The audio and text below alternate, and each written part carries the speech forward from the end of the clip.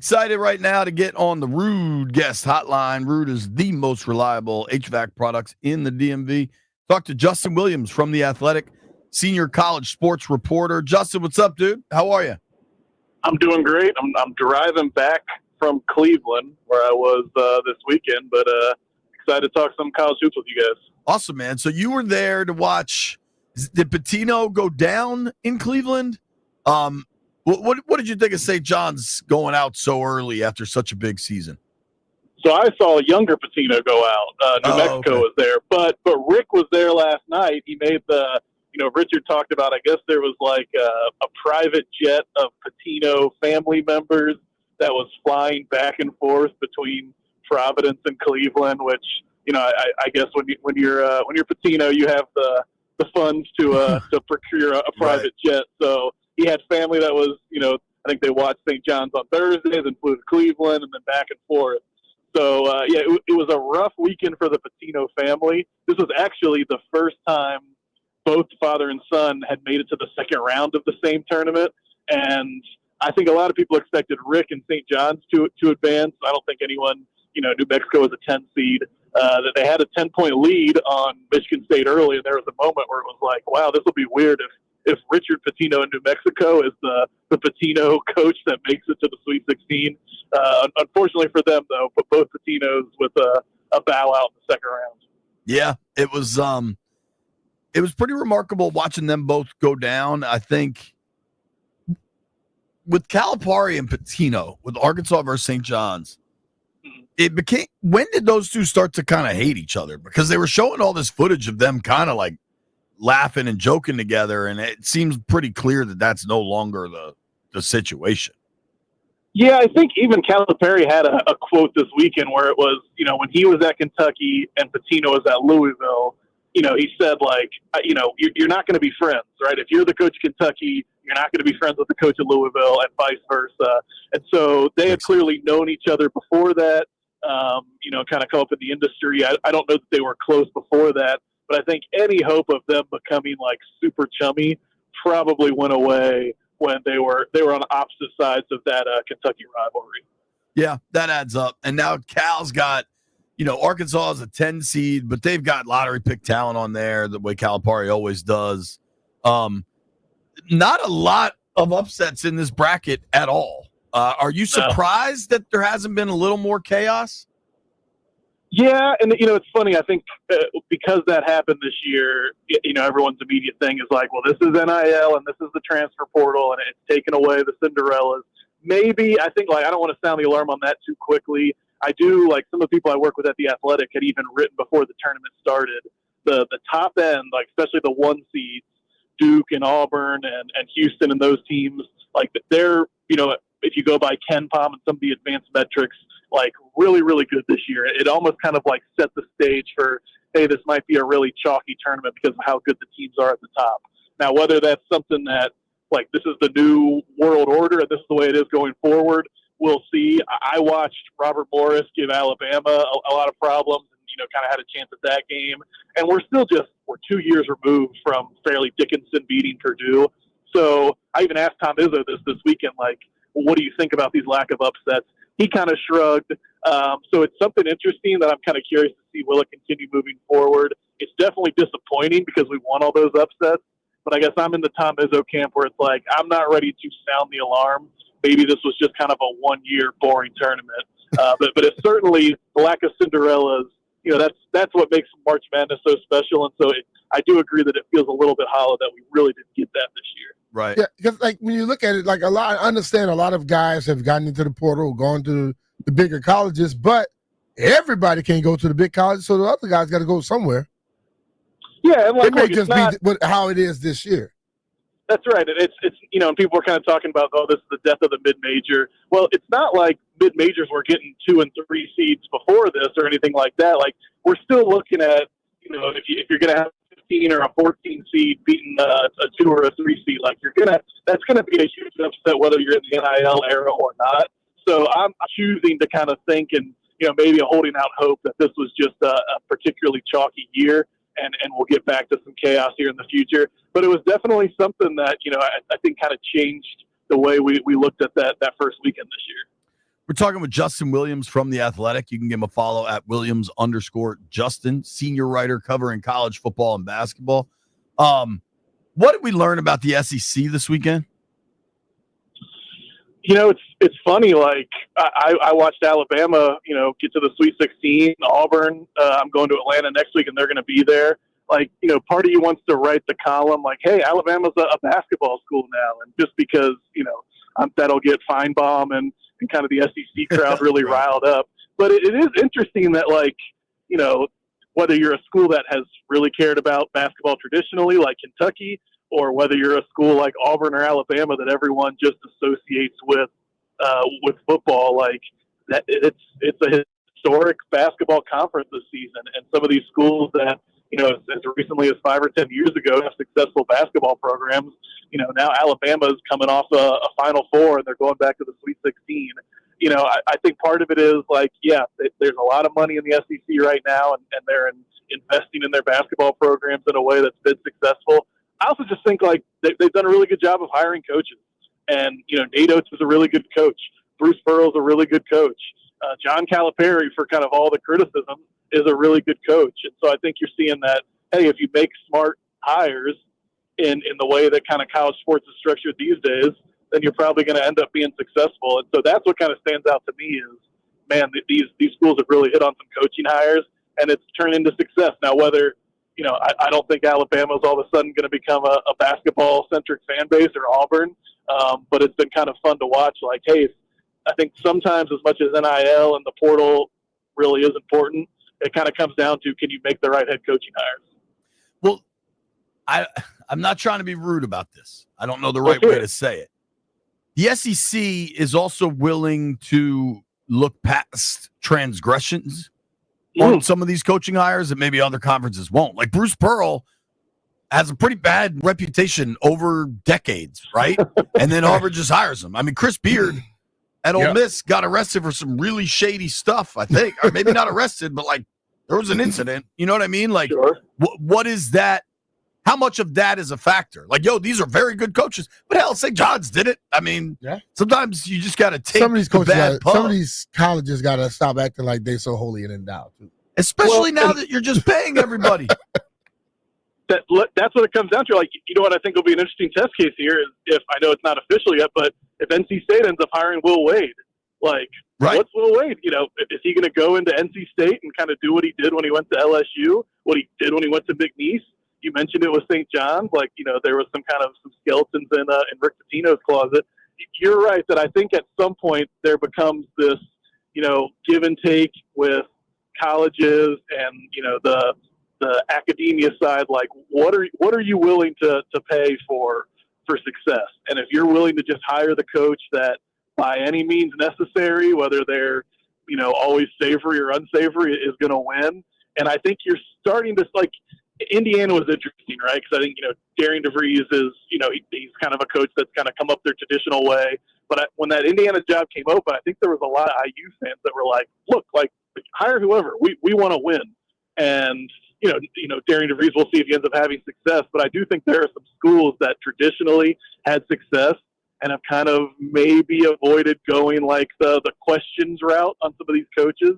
And I think the longer you go without winning, the more and more those fan bases are willing to say, like, nope, I don't really care, what the person has in their past. We want to win games. And I think that's why you're seeing some of these schools, whether it's in the SEC or elsewhere, say, like, yeah, we'll kind of take a chance on maybe some culture question marks in the past if it's going to mean we're going to get some victories.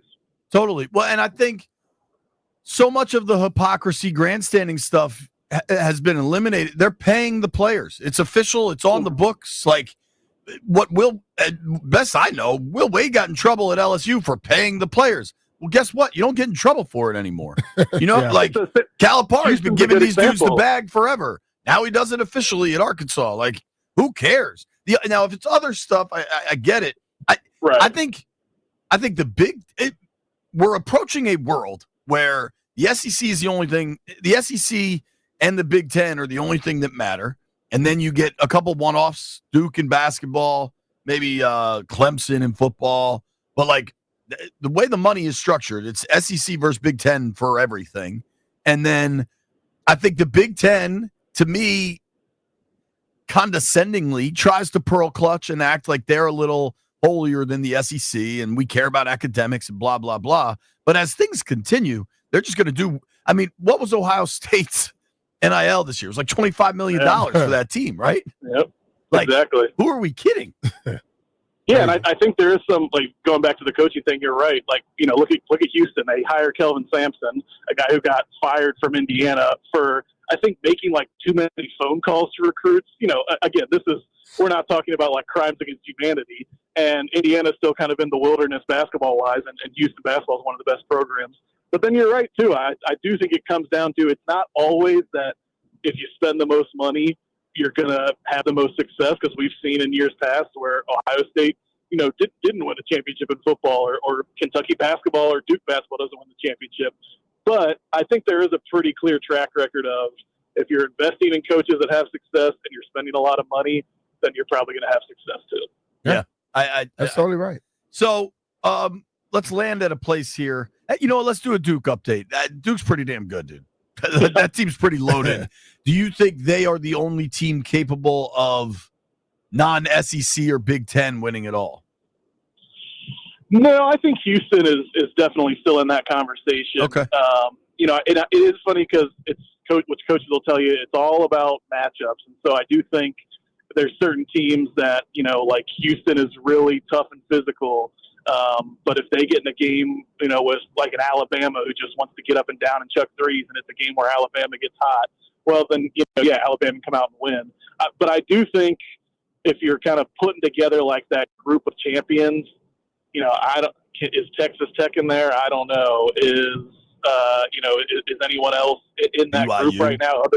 Yeah, BYU, again, like BYU's kind of like Alabama light, where like they can get hot and have a great game, but I don't know if they're going to win a championship. It does feel like, and Michigan State, who I saw this weekend, Michigan State's really good. I have a hard time seeing Michigan State winning a national championship this year. Me too. I think we're probably looking at like Auburn, Tennessee, Alabama, and then Duke and Houston, kind of that group of SEC Big Ten with maybe plus Duke, plus Houston. I'm probably forgetting someone off the top of my head, but I think it's a pretty small group that I have a lot of confidence could make it to the end.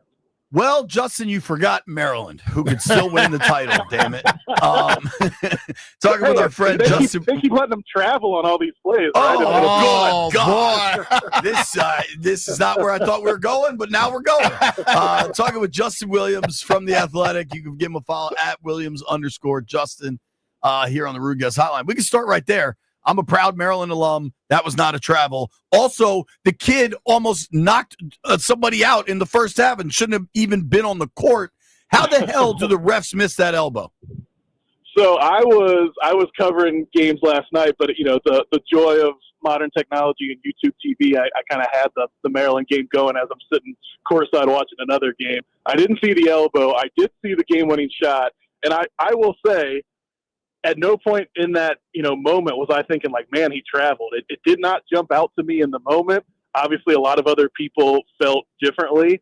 To me, like the biggest takeaway, which, I kind of saw after the game that I loved was, Derek Queen, highly rated freshman. I love that he, in the huddle before the play was like, give me the bleeping ball. Yeah, and, I like that. Kevin Willard gave him the ball and he went out and delivered. And sure, if you're a Colorado State fan or a non-Maryland fan, maybe you're whining about traveling, but I thought it was a great play. I thought it was a great moment, especially in a tournament where we haven't really had those plays. So as much as it's fun to maybe needle it for Maryland fans, I didn't register it as a travel in the moment either. I agree with that. Do you think Maryland, I think they have a shot against Florida. Florida's obviously really good, but I think if Maryland plays their best, they got a chance.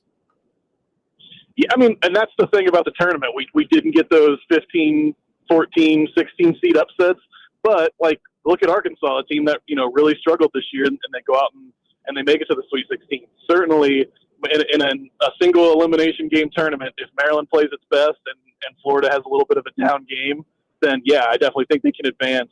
That UConn game I thought was a good example of Florida didn't play great in the first half, and UConn obviously has a little bit of a pedigree. Even if they weren't as good this year, Florida ended up pulling it out. I think a lot's gonna have to go right for Maryland to pull out a victory against the Gators.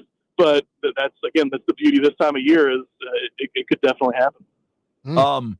So let's do the kind of annoying stuff with this Maryland program. I'm just noticing. So Iowa just hired the coach from Drake, which looks like a home run hire. And this news appears to be just breaking that Minnesota is hiring the dude from Colorado State, who I hate. If you're a Colorado State fan, you probably really love the way your team plays, but I think everybody else hates it. Like they're a little rough. Yeah, they're on the edge of a lot of stuff. You know what I mean? And those are two very good hires for kind of to your earlier point about hire well and good teams follow. I think both of those are home runs for those programs.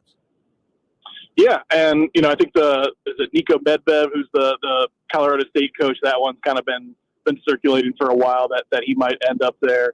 I've been fascinated by the Kevin Willard stuff this weekend, and I kind of I wrote about Will Wade and how him being so honest about the North Carolina State stuff and the coaching cycle. Like maybe this is the new wave of how we talk about coaching hires, where coaches, instead of getting in front of a microphone and lying right up until the announcement comes out, maybe they're a little bit more honest. Kevin Willard, he didn't do the exact same thing as Will Wade, but I have some respect for the fact that he's like, look, it's March Madness. Everyone's paying attention. I'm in front of a microphone. I'm going to start saying some of the stuff that I want from my school. I'm going to say what I want in my contract. And Maryland, if they want to keep me, they can give it to me. And if they don't, then, maybe I go to Villanova or wherever. And so I don't know how you feel about it as a Maryland fan. As someone that covers the sport, I kind of was shocked by it, but found it a little bit refreshing. I've made my peace with it. I think this is like a 2-act play by Willard, honestly, and them winning gives him more of a angle to do so. I think Act 1 was making sure Damon Evans left, getting the AD that very much favors football and where the money goes, getting him out. And then if I had to guess, Willard's going to want to have some level of say in who the next AD is and what the football basketball split is, all those sorts of things, right? And two, I think it's a leverage play. My question here, football normally is going to outweigh basketball because it's way more people. Right. Naturally. If he's trying to make that even, then he may as well go to another school. At Maryland, it's not way more people. I'm talking about you got 60 to 100 football players. What, 20 basketball players? That's where the difference comes. I don't think it's about a dollar for dollar evenness, but it's about basketball getting a lot more than they currently do. Mark Turgeon had the same problems. He just didn't win and get. I think Kevin Willard, there's a lot of things happening. I think the Evans stuff was probably on some level personal. And then I think Willard is a aggressive, chip on his shoulder kind of guy. And I think he's got a lot of leverage right now with this team in the Sweet 16, and he's using it. How real do you think it is he goes to Villanova? I mean, it's the way he's talking, it certainly seems like it's a possibility. But I do think you're right. I think it comes down to, I don't know how much people are kind of tracking this whole house settlement and revenue sharing. But I think the next interesting thing in college sports is this push and pull between football and basketball. And it's always kind of been this way, but now especially when we're talking about how much money you're paying players, there's a lot of these schools where football is king and football drives the TV money, but how much can your basketball, program kind of, convince to get the funding? And I think what Kevin Willard is doing is like, hey, we're at Maryland. This isn't Auburn. This isn't Alabama. This is the place where traditionally it's kind of been an ACC basketball school. And I think he's making the point, like, I get it. Football is king in terms of revenue. But, if we want to have a chance to win a national championship, or we don't want to kind of keep this traditional fan base, let's not forget about basketball. And he's kind of saying, like, if you don't want to do that at Maryland, then I'll go to a place that doesn't even have football, and I'll just go to Villanova, a place that's won national championships. So Villanova has not named a coach. I assume that Kevin Willard is certainly on that short list. How much leverage he has in terms of how interested they are in him, it probably doesn't matter when you get to the Sweet 16. So I think he kind of, like you said, he bet on himself a little bit, and for him, it's worked out so far. I agree. And how does that work out if they lose last night? And he's the only 4 seed that loses it. You know what I mean? Like, One shot changes a lot of things. Yep. Justin, I appreciate it, man. Maybe we do this again next Appreciate week. it, Jay. This was great. I appreciate you guys having me on anytime. Okay, man. great. Thanks, dude. It's our See you buddy guys. Justin Williams from The Athletic, senior college sports reporter. You can give him a follow at Williams_Justin.